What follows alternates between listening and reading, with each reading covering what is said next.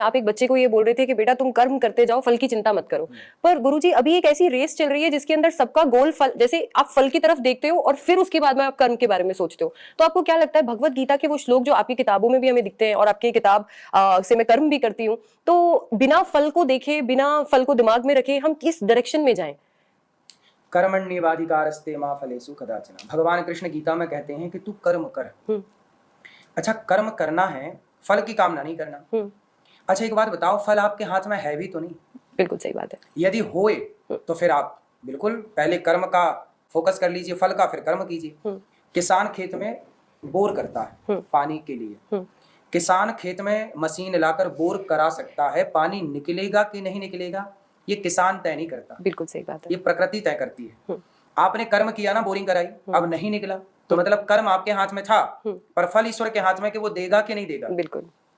किसान खेत में बीज बोता है, आपने खेत में बोया, हमने भी खेत में बोया।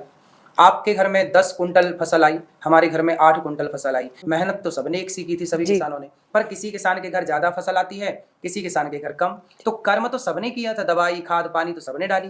तेरे हाथ में कर्म ही तो है, तू फसल बो ही तो सकता है जी। फसल कितनी आएगी ये आप कहाँ तय करते हैं। बिल्कुल सही। अब आप इस टेंशन में आ जाएं कि नहीं जी फसल तो 10 कुंटल ही आनी चाहिए। आप 10 कुंटल आएगी, आप कर्म तो करते रहो जी। आप कर्म तो करो, जब कर्म आप करोगे तो फल भगवान देंगे जी। लेकिन आप नहीं जी 10 कुंटल चाहिए, वो कर्म ना करो जी। तो कर्म करो, आपके हाथ में कर्म ही है जी। जो आपके हाथ में है नहीं उसके बारे में सोच के आप क्यों परेशान हो, इससे केवल आप परेशान होंगे जी। इसलिए राम जी, राम झरोखा बैठ के सबका मुजरा लें और जाकी जैसी चाकरी ताको दें सो दें। भगवान जिसको जितना देना चाहते हैं उतना ही देंगे, ना किसी को दमड़ी ज्यादा, ना किसी को दमड़ी भर कम। किसी को कौड़ी कम नहीं देता, किसी को दमड़ी ज्यादा। समझदार तो चुप रह जाता, मूर्ख शोर मचाता। मेरे मालिक की दुकान में सब लोगों का खाता।